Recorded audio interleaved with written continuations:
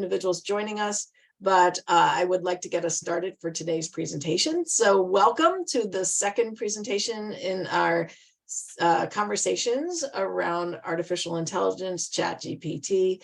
Really happy to have everyone here, happy to have those who are returning from last week and building on those conversations.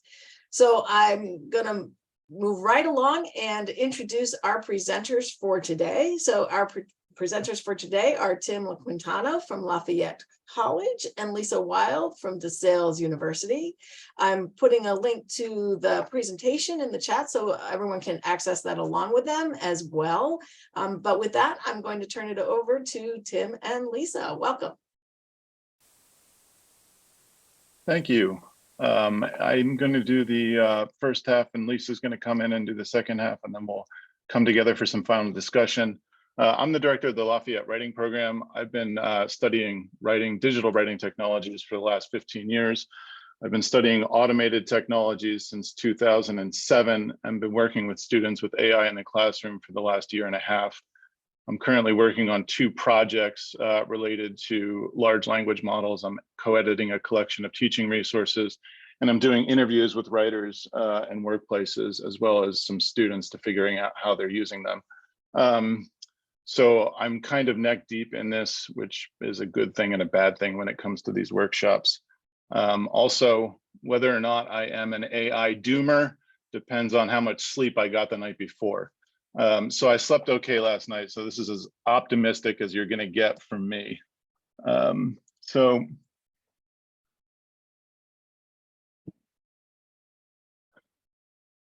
Our plan is I'm going to set up an activity that will help you figure out which of your assignments are exposed to AI, and I'll explain why that's going to happen. We'll put you in breakout groups, and then you're going to come back, and then Lisa will provide some principles for thinking about AI in your class.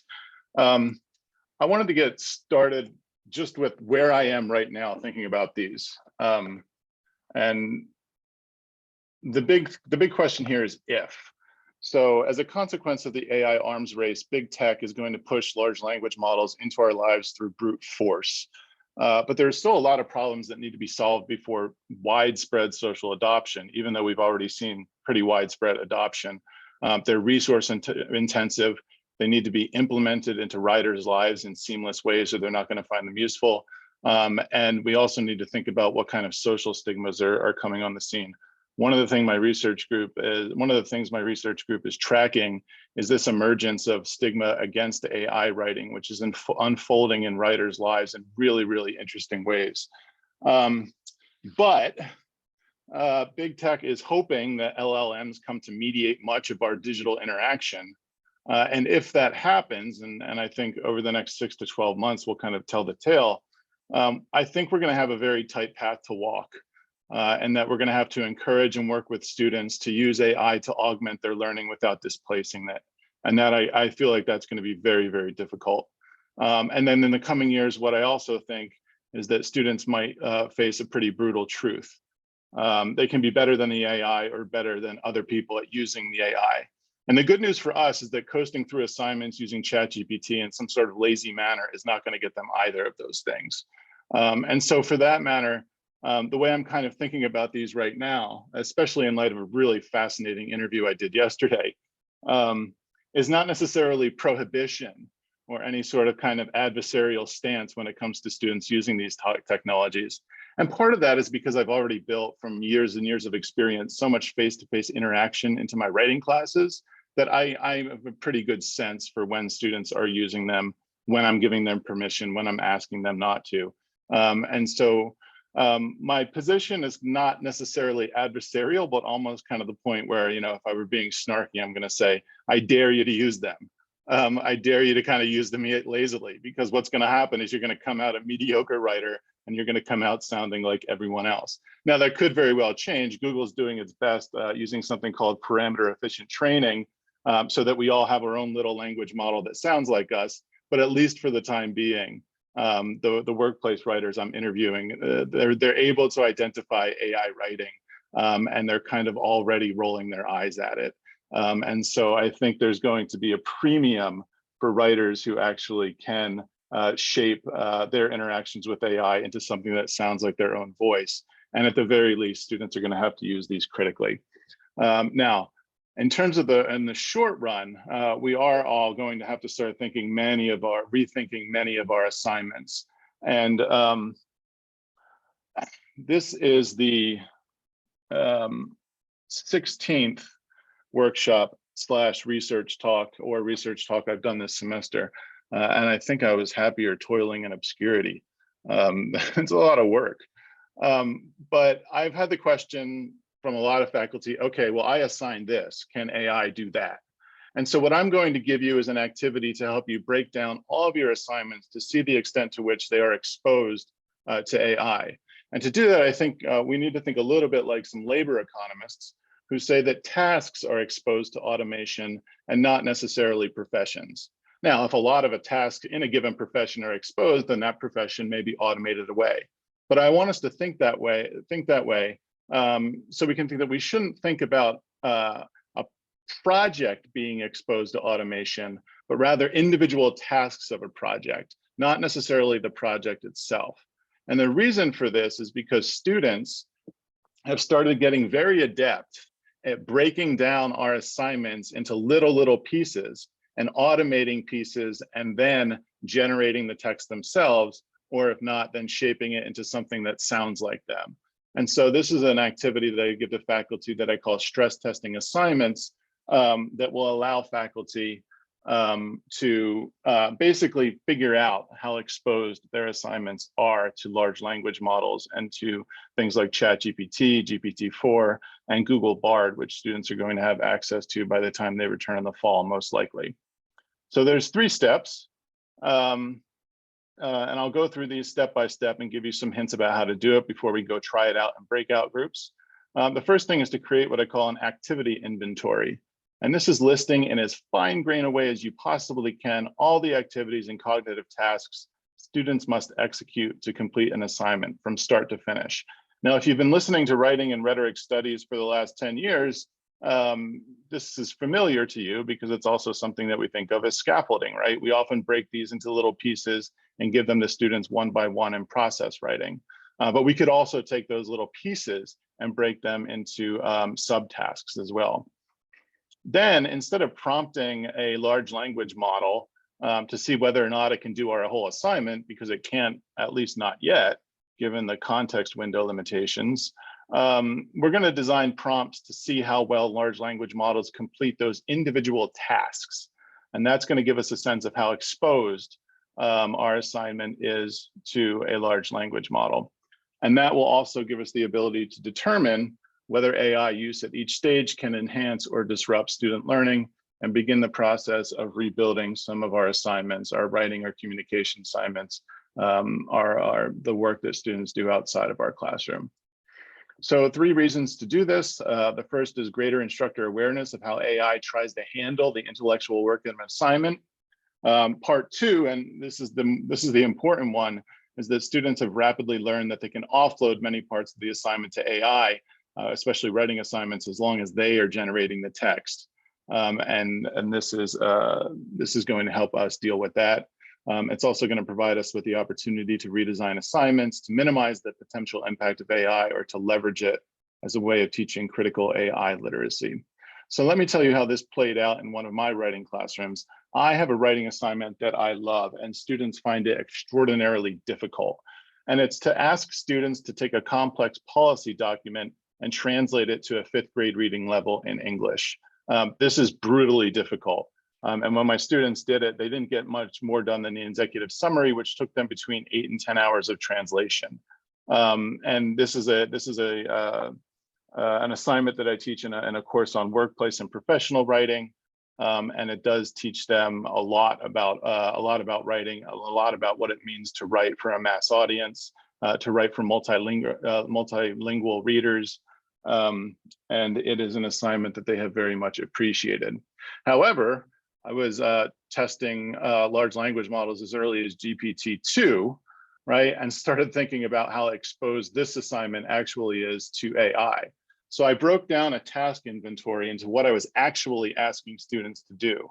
I was asking them to understand the original document, I was asking them to find easier ways of explaining concepts and professional jargon, which included finding synonyms and inventing metaphors to explain complex things. I was asking them to understand that the 5th grade level is not necessarily the same as 5th grade reading as 5th graders. This is an important lesson when we talk about professional writing and communicating to a mass audience.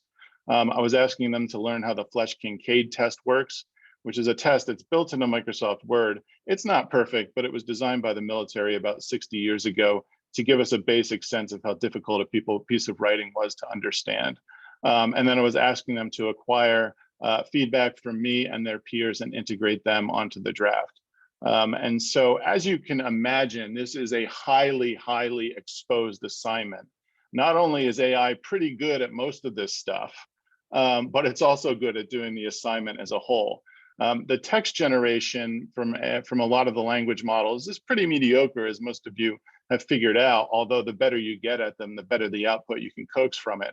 However, some of the capacity they have to rewrite prose is incredibly impressive. And that's what I was asking students to do, was to rewrite this prose. So this was an incredibly exposed assignment, and one that could just be straight up automated. However, I revised it, and this is what Stable Diffusion think a contest between human and machine looks like. As you can see, the data bias in it. So what I actually did to revise this assignment was to make it a contest between them, and I had them do their translation first. I met with them. Some of them were, I mean, it's a very difficult assignment, and some of them are so bad they couldn't have possibly done by AI. So I was involved early in the process to understand that, yes, they were producing human translations.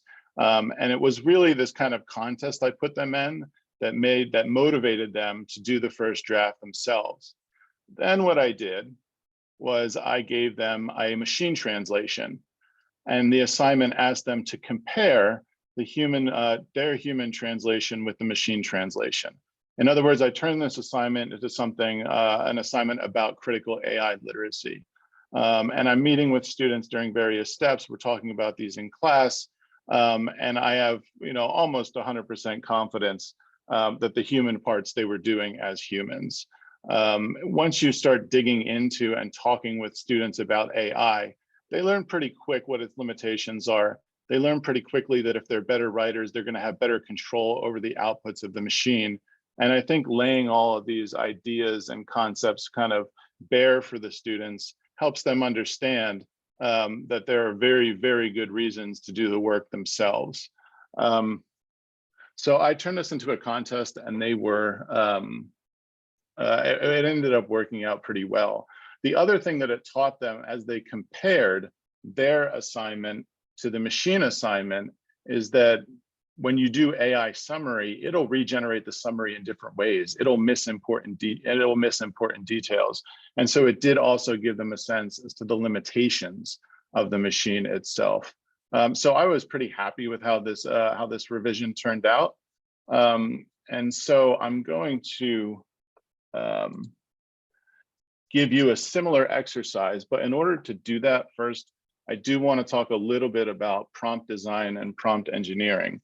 In the world of AI, there seems to be a difference in those two terms that are emerging. To be honest, I'm still not sure what it is. Google has been using those terms differently recently. And this is going to give you a better sense of how to work with these models and how to test your own assignments. All right. So my first principle of prompt engineering, prompt design is that models matter. They matter so much. And I'm still not getting the sense that there's a kind of widespread understanding about this, because I'll have faculty come up to me and say, I tested my assignment on ChatGPT and it couldn't do it. I said, okay, well, was that ChatGPT, GPT 3.5, the Da Vinci model, GPT-4? And they said, oh, I'm not really sure. Well, the parameter difference between ChatGPT and GPT-4 is massive. The voices that come out of them are completely different. Their propensity for hallucinations is totally different. All right, they were able to dramatically reduce the hallucination and issue of fact when it came to GPT-4, and they're still continuing to improve it. So we have to emphasize over and over when we're working with students and when we're using these ourselves, that the model matters. That is the first question you should be asking yourself. All right, so Google put a tool that allows me to use a large language model in my Google Doc. What model is it? Well, that one is Palm 2. What can Palm 2 do well? What are its biases? These are things that we have to know if we are going to collaborate with these things in a productive manner and not give our critical thinking over to the machine. All right. Other things when it comes to prompt design, clear and specific instructions. The more specific you can be, the better. Relevant context. This seems to make a really big and important difference. So rather than say, I want a research question about cultural anthropology, you ask it to act as an expert about cultural anthropologist and create a research question about this, this, and this. And that asking it to play that role really does seem to have an important influence on how it acts and the quality of output that it gives you. Revisions and lots of iterations. One of the things you'll learn as I'm starting to think that there's something odd about these machines, and I have not yet come up with the perfect metaphor for it. So you can log into ChatGPT, and all you need to do is type in, and it'll give you some output. And everyone's like, yay, these are really easy machines to use. But to use them well, there's a very, very steep learning curve. I've had a lot of people come and say, well, I wasn't able to get the output I wanted. And I think to myself, well, that might be because you weren't prompting it correctly. And so you need to assume the possibility that you're not very good with these machines yet if you haven't put many, many, many hours into them. Even I am still learning, even the people who made these are still learning some of their functionality. We have actually yet to discover everything that they can do, right? And so if you're getting bad output, it's possible it's because the model is bad. It's possible it cannot do what you're asking it to do. But if you're getting bad output, it's also possible that you are not prompting it correctly. You're not revising. You're not asking it to critique it or revise its output because it's capable of all these things. You can tell it that was a really stupid response and it sounds vague in general. Make it better, and it will do that, right? Especially GPT-4, which is the kind of bleeding edge of language models, which you also need to pay $20 for because it's such a resource hog.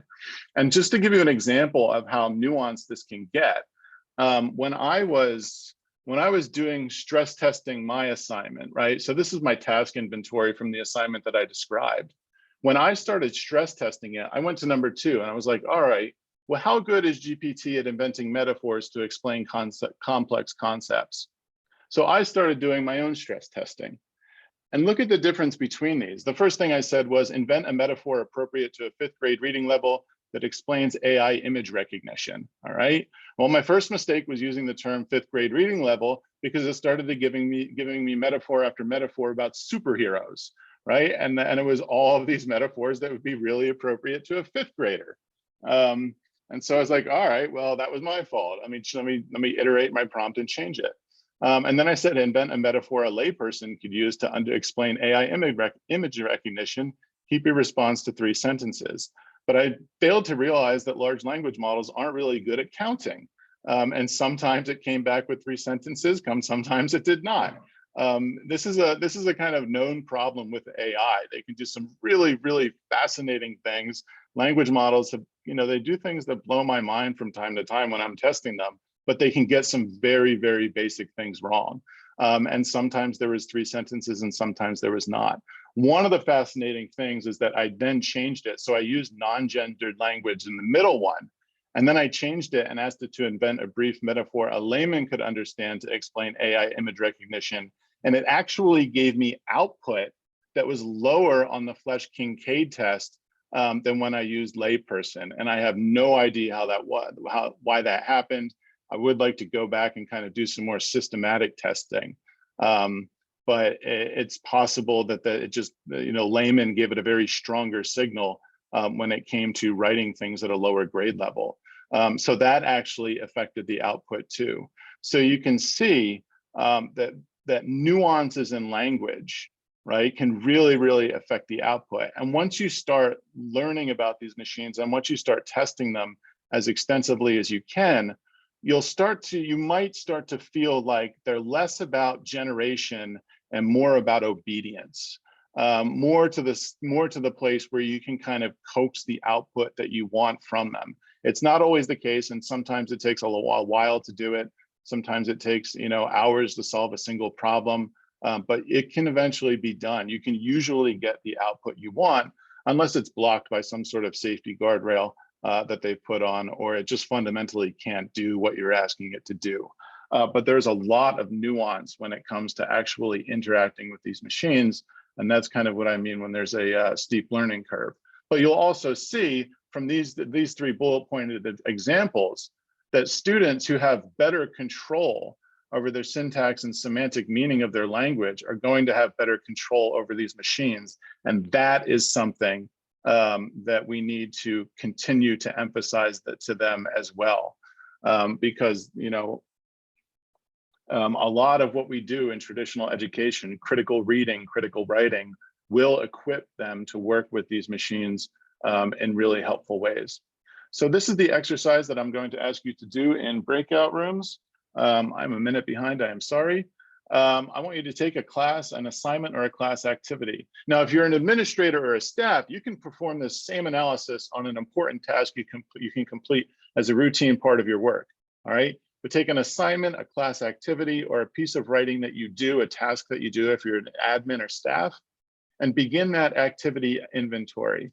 And I want you to list the first 2 tasks that students would have to execute to begin that assignment. It may be about information seeking. It may be about crafting a research question. The first 2 kind of fine-grained cognitive tasks that they have to do to execute that assignment.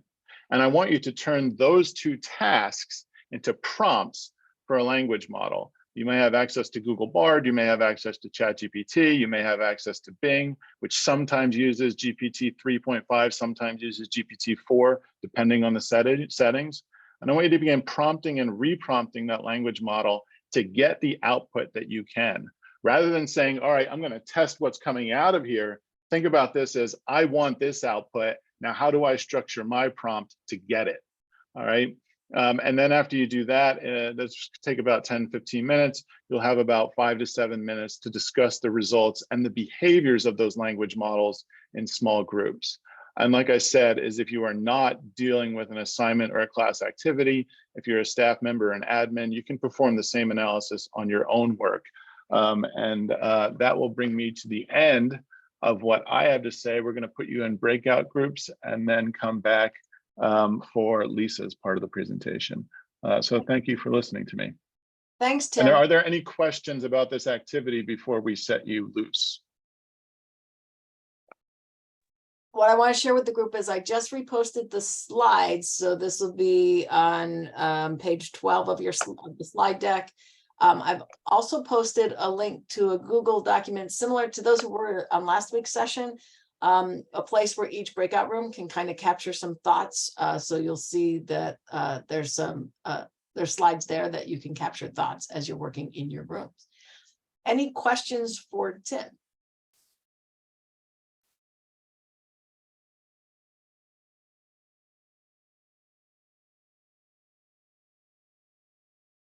I don't see any questions coming up. So you're going to have 20 minutes total in that breakout room. So you're going to be doing this activity and debriefing it with folks in your room or working it together, whatever seems to work best for your learning style. If there's no questions, Carrie, I think we're ready to send them to their breakout rooms. And they all should be coming back. All right, so you did have some time to debrief in small groups. I'm going to turn it over to Lisa, but before I do, does anyone have any pressing things to say or to report back, or to any impressive results or discoveries? If I may, I find this all very scary, is what I have to say. Oh my God.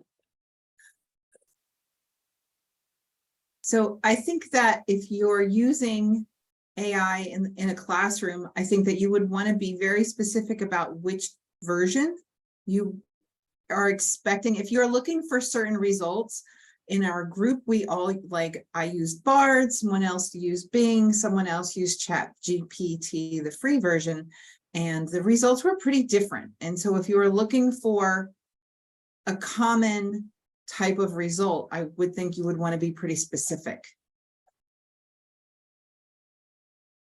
Yeah, and we haven't even begun to see the proliferation of models that's going to happen. I think an additional layer there is that students may use kind of aftermarket tools. They may not be engaging directly with the model, but there are many tools that will kind of, condition the prompt and then feed it in. So there's that whole layer of complexity as well.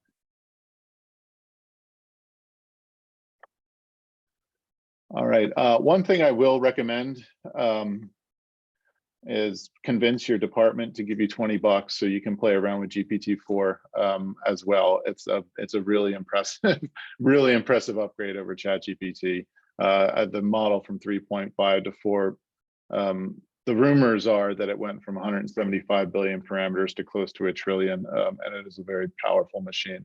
I'm going to turn it over to Lisa now, who's going to help us rebuild our lives after our existential crisis has been induced. All right, thanks so much, Jim. So I'm Lisa Wilde. I'm Associate Professor of English and Chair of the Department of Humanities at DeSales. My background is in early modern literature, but I do my focus is on the history of science and mathematics, and I do a lot with scientific rhetoric. So I've been following kind of AI writing and language for about 8 or 9 years and teaching with this for probably about 6 years now, since the kind of earlier days of some of these models. I'm going to just share here so that we can present.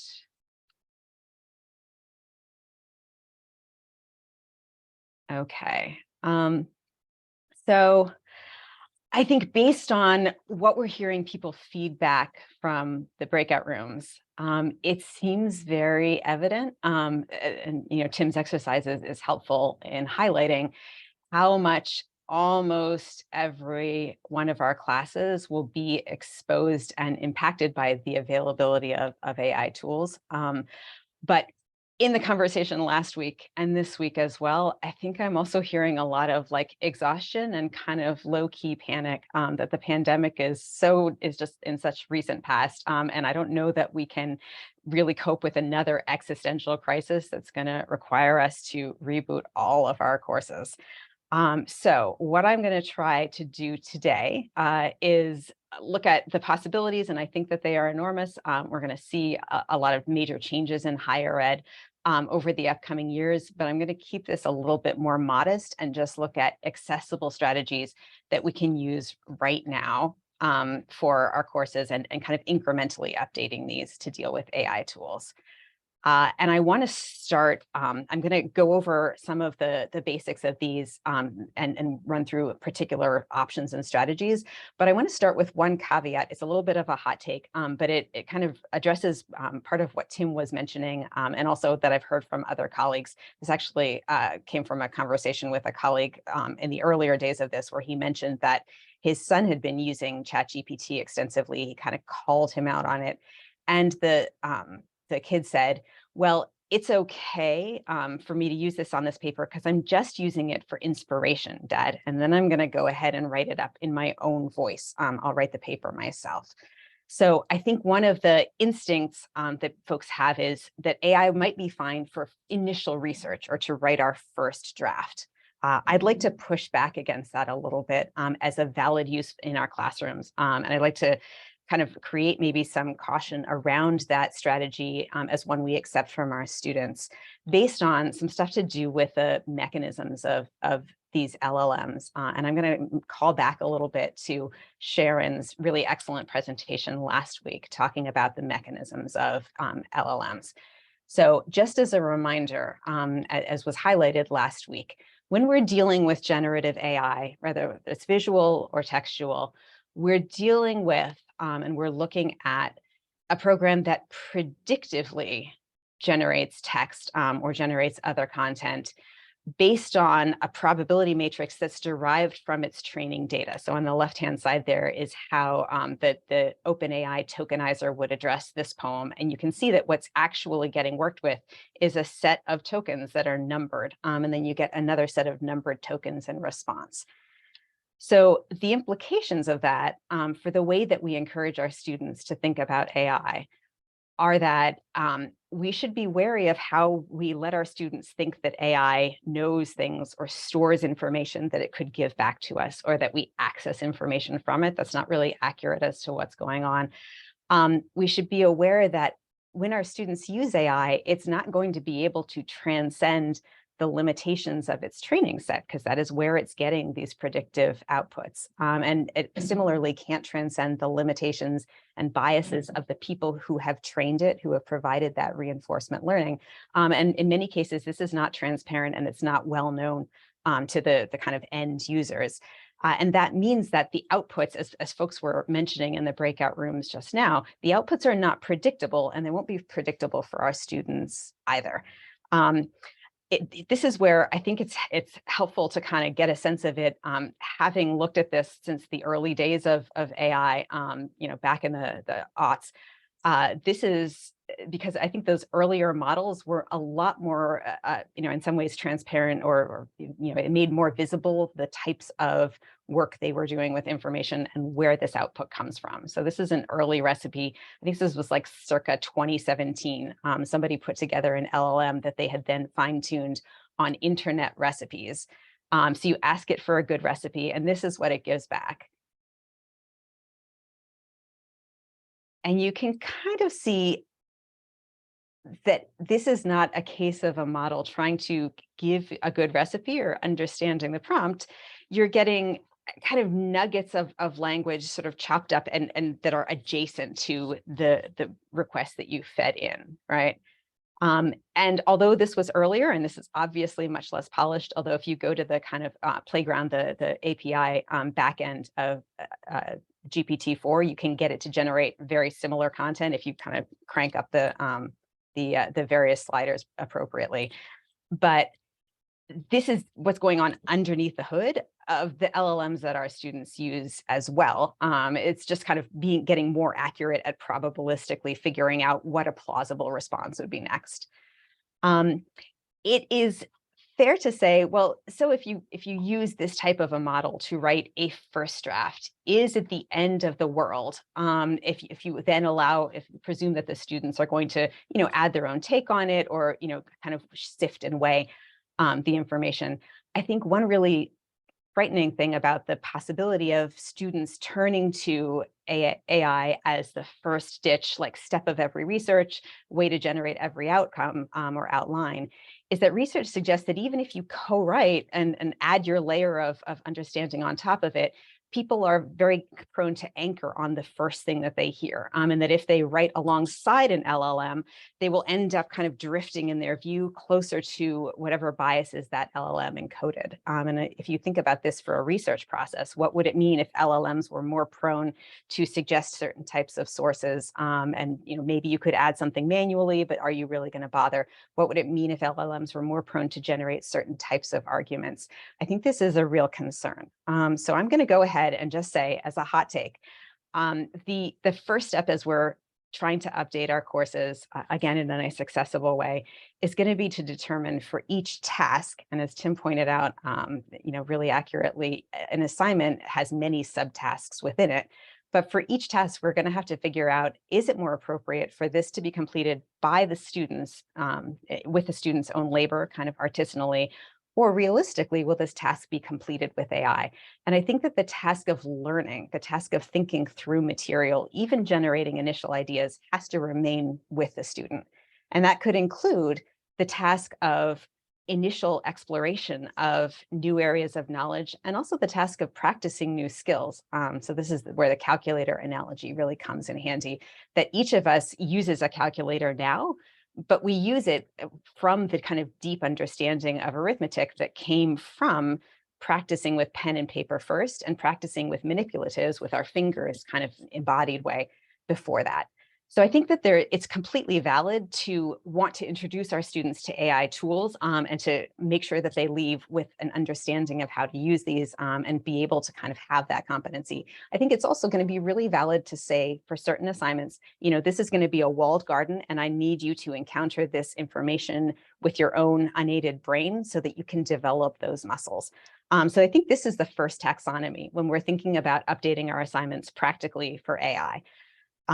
To figure out, will this be an instance where students need to do this on their own, and I need to kind of implement measures to defend against AI use, or will this be a place where they should be encouraged to embrace AI, and I need to support them in doing that and then assess their use. So for assignments where we want to update them, but to be without AI or to continue with AI without AI. I'm going to do a rundown and then a lightning tour through some of the details of these 4 strategies, but they fall into 2 broad categories. There's strategies that focus on logistics, making it hard for students to use AI for this or to cheat using AI. And then there's strategies that focus on motivation, trying to help them not want to use AI, trying to help them want to learn using this assignment. Probably the most accessible and the easiest, definitely highly recommended for everybody as we're thinking about assignments and course design is the strategy of pairing. This is the basic strategy is to acknowledge that certain assignments are AI vulnerable, but then to pull in the additional protection that comes with pairing them or joining them integrally with an assignment that is not AI vulnerable, that is AI immune. And that could be, usually it is because it involves some kind of in-person interaction or defense. So this could be, maybe the student generates a term paper that could be written with an LLM or, discusses lab results and they could just feed that into ChatGPT, but then they have to defend that in person. And if they fail the in-person defense and it's clear they don't know what they were talking about, then, you set the rubric up such that they cannot pass the initial assignment. This is really helpful for smaller, low stakes assignments that are engagement assignments, things like discussion forums and little response papers that are extremely vulnerable to AI assistance, but that can be paired again with conversations in class. And I think overall, as a course design strategy, this works really well potentially as a way to do minimal updating of assignments with AI, as long as there are 1 or 2 paired high stakes assessment in the classroom. So if we can make it very clear at the beginning of a semester, let's say we don't want to do a ton of updating of papers, but we can make it very clear that the papers are there as formative assessments to support students in generating and developing those skills, but then they're going to need the skills on the test and there's no way to get around that. So anybody who skips the football practice is just not going to do well in the game. And I think that this is something that students can respond to. And again, we're talking accessibility. Pairing is a really helpful strategy. If we want to try for AI immune assignment design, I will say, and Tim has stressed as well, that this is highly provisional. It's rapidly evolving. And I think in particular that model sensitivity can be a problem because we can never tell whether our students may have accessed a slightly different model that does have capabilities that maybe we're presuming that our model doesn't have access to. I will say that the most recent information I've seen does suggest that there are a couple of types of information work that LLMs are still not great at. It seems like they are not good at detailed analysis if you're asking them to analyze in terms of a highly specific domain of terminology and concepts. So this might be a course specific item, something that wouldn't be in their training set. They're also not great at close reading and detailed interaction with language, which as a literature professor, I'm like, yeah, we still got that. But as a couple of people have pointed out, there are tools that will allow AIs to cite accurately whole papers in support. And in theory, you can use an LLM to go through and find supporting passages, but that kind of very, very detailed interaction with a very localized section of the text is still not quite happening in LLM output. Similarly for nuanced synthesis across multiple sources, you can get kind of decent comparison contrasts. You may not be able to get very complicated reasoning about how multiple sources fit together. And real world experiences, LLMs are great at fabricating or hallucinating, but in theory, a student might have to do a little bit of extra work if you ask them to discuss something that happened in class. They might have to like type up an account of that and then feed it in. Okay, the strategies for motivation, I think we're all pretty familiar with because they're the same ones that we might use to address cheating in our classroom more broadly, or using papers. But I think we should be aware that based on survey results that I've seen, students are not thrilled about using LLMs. They understand that it's cheating. They understand that it's substituting something that is not them for their own labor. So in some ways, by increasing students' value for their own individual contribution to the intellectual work of a class, I think that we can increase their value, for the contributions that they make. I definitely intend in my classes that have discussion forums or Perusall posts in the fall to emphasize that I want the personal viewpoint of this student, and that being like listened to in your experience, having your individual perspective meet with an audience is a really valuable thing, in this kind of information intense age, that I expect my students to show up for one another, to listen to one another, and to intensify the value of that kind of interaction. I think we also need to be realistic about how far that works. I might use it for a lower stakes assignment. I don't think it's going to, inspire anyone to write an entire term paper, but I think that LLMs are valuable in inspiring us to value the in-person interactions that we have as part of our class, and maybe, renewing our value for our students as people who can contribute information from their personal experience in ways that are valuable. We should also say that reducing the kind of push factors that might allow students to kind of turn to AI, things like more granular deadlines, more scaffolding, particularly I think task initiation is a big one that makes people turn to AI. I read a really good thing by Ethan Malik about the kind of terror of that blank screen in that moment when you're like, I have to start this outline and I don't want to. It's so easy to just push the button and get the AI to do it. If we can help our students over that hump by starting the reading with them and talking it through, or by having them begin an outline in class, then we stand a chance of kind of getting them enough engaged in their own thoughts that they won't want to turn those over to, an AI intern.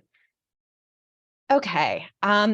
Let us say that we're thinking more about our existing assignments, and realistically, the product will be automated in the future, and we're comfortable allowing our students to automate that. And in fact, we want to support them in taking advantage of these options for automation and streamlining tasks.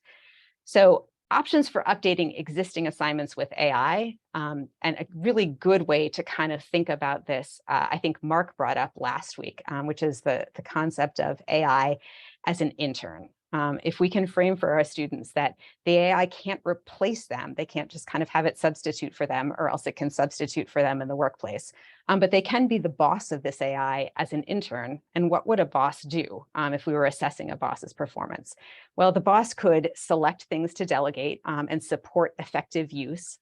So that might look like designing effective prompts for an AI tool, or choosing from AI tools in the field. And we can make that the deliverable, and a narrative of how this prompt was designed and how the output changed accordingly, and perhaps the student's success at producing an excellent version of the product that this assignment centers on. We can allow the students to turn over the product generation to the AI, but then critique and evaluate that product. And that's the kind of compare contrast exercise that Tim mentioned doing. It can be a very helpful, particularly as students get used to new genres, it can be a helpful exercise to ask them, what falls short with this product? What would you have done differently? And then finally, students can let their intern handle the first run and then work to surpass it themselves. But one thing that is consistently helpful, and that all the conversations I've seen definitely stress, is the importance of having documentation of AI use as a deliverable, that students should get used to being able to articulate where AI contributed to this process, and where they contributed. And that should definitely be up to about 10% of the assignment is like turning in that narrative of AI use. All right. Not to keep this all work and no fun, there are a couple of really exciting new possibilities for assignments that integrate AI in ways that weren't possible before, and where the deliverable is the interaction with the AI in itself. That can be kind of fun for students. So I wanted to kind of highlight a few of those, some of which I've tried, and some additional ones that folks may be able to share following this. One very cool thing about AI is that it can mimic an interlocutor or a debate partner. Again, it tends to give like the average thing that any given kind of target person would say if that target person has text in the training set. But that means that the AI can very helpfully simulate a boss who will read your resume and critique it. The platform character.ai actually is like the kind of lower key AI, but platform, but it gets about as much usability, I think, or user base as ChatGPT and some of the bigger ones. This allows people to program and kind of shape characters or LLMs that will respond in particular ways that are similar to, certain bases of text. I have tried going on and interacting with the Socrates AI that's like programmed for Socratic debate and questioning. With a couple of simulated theses that I see a lot in freshman writing. And I've got to say, it is pretty effective at getting students to kind of refine and deepen their analysis like very quickly. Like it asks probing questions, the same probing questions that I'm dying to ask every single student in the class, for another, for an hour or two before they write up their argument paper. But it does so in a way that scales really nicely. You can turn a student loose to have this conversation. You can ask them to screenshot the conversation and then discuss it. In theory, you could probably outsource the back and forth to a second LLM, but I think that the student largely will be having too much fun to do so. And the insights from the conversation should flow through into an argument paper. So I definitely don't think I would ever assign any kind of argumentative paper without encouraging students to have some back and forth along those lines. AI is also really helpful in its content generation because we can then use that content when it's generated at scale to jumpstart students' abilities at critical analysis. And that could look like having a student make a creative illustration for a text in Midjourney or make a diagram using one of the GPT plugins. I've also seen interesting discussions of in science classes using an LLM to create fake texts, or in other classes where information literacy and critical reading is important. You can generate fake text and then kind of probe the pros and cons, or maybe ask students to discriminate between the fake and the real one. These are things that would be unthinkably labor intensive before an LLM, but that we can utilize to provide kind of creative assignments that get students learning more actively. Okay, so just quick overviews, and I think that in all of our classes, this will end up working in a kind of a mix and match way. As I'm looking at my classes for the fall, there's a couple of different kind of examples of how we could distribute these things. Something like an intro lit class, which I'm teaching for the fall. I think I'm not going to lean heavily into the use of AI, but I'll more try kind of walled gardens around the engagement with the material, which is critical. And then an opinion paper at the end, I probably will have some kind of debate to level up students' critical thinking that involves an LLM or character.ai. Conversely, for like an upper level writing class that may involve some clinical majors, I think AI is really helpful to level up students' writing ability, especially in kind of prose and correctness levels. And I'm going to be able to use that time really helpfully now that I won't need to spend a lot of time talking about comma splices or citation practices. That is time that can then be plowed into the kind of critical reading and argumentation portion of the course. So as we're all addressing our syllabi, there are a lot of really exciting possibilities for judicious applications of these in ways that I think are accessible, that don't have to be super overwhelming, but that can allow us to incrementally roll out these capabilities while preserving space for our students to learn. And I thought it might be helpful if we reconvene in the breakout rooms and maybe just talk a little bit about what this means on the ground, both in practice for folks' assignments, But also, I think institutionally, there are some interesting conversations to be had about support, not just for the people here in this session, but for the broader campus community. How can we support each other in introducing these technologies to our courses? How can the campus make sure that the conversation is supportive for the students, but that is also generative for the faculty? All right, so I'll be excited to see the conversation. Thanks. Okay, Lisa, 10 minutes, is that still good, you think? Yeah, why don't we do, let's do 10 minutes and then come back and kind of share final thoughts. Okay, great.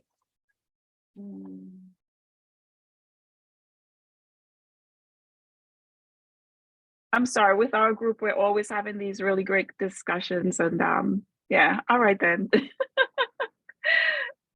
We are. All right, well, we have everyone back.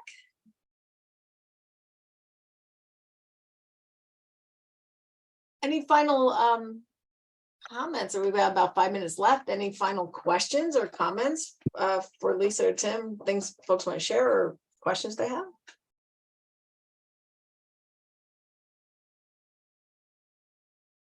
Yeah, Rhea here, librarian.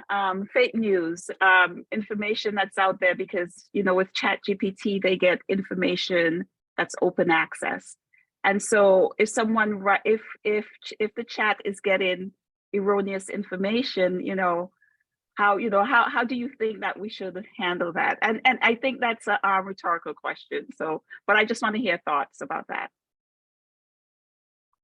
One thing I kind of look forward to is a very robust corpora of scholarly articles, so that you get an adequate representation of arguments, counter arguments, data, in an interesting way. I think that could greatly help students take a critical perspective on the literature they read. We're not there yet. I was just talking to in our group though about you could have a hybrid model too, where you mix in newspaper or popular or semi-popular corpora with scholarly articles. Some very interesting kind of dynamics there.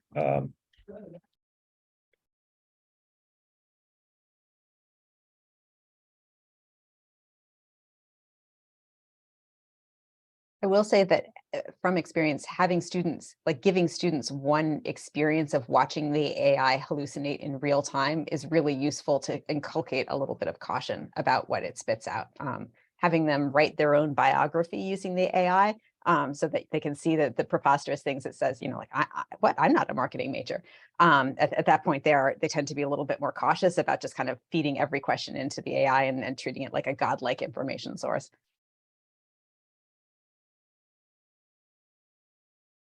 So I thought today was very helpful. Lisa, I loved your suggestion about the table on your syllabi and really indicating what assignments you're okay with students using AI for and what assignments you're not okay for them. I think that that's going to be very useful to faculty going forward.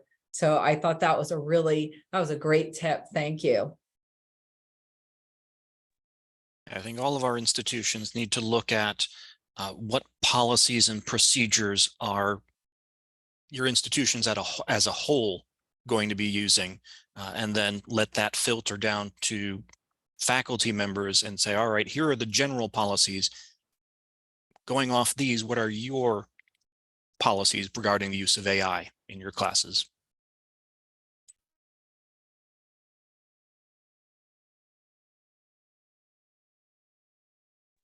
Yes, as part of information literacy, libraries used to teach, for example, search, how to do advanced search. Now, prompt engineering is a factor, and then one of you have explained also that hallucination comes, and then how to engage and avoid that thing, maybe a good thing for students to understand and do this prompt engineering as a literacy by some center. I don't know which center it has to take, library or faculty development, not sure.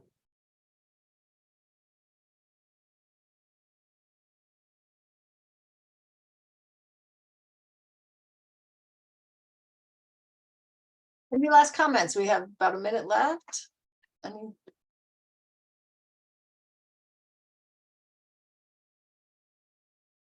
Well, if not, I want to give a great thanks again to Tim and Lisa for their presentation time today. You will be receiving the recording. Just gives us a couple days till we can get downloaded, edited, but you'll receive the recording and the presentation slides. Carrie, it's a little while ago, but she put in the chat, please join us. Don't forget to join us next week, where we really look at some of the access issues and the diversity issues around the AI. So thank you all, and we will see you next Tuesday. Thank you.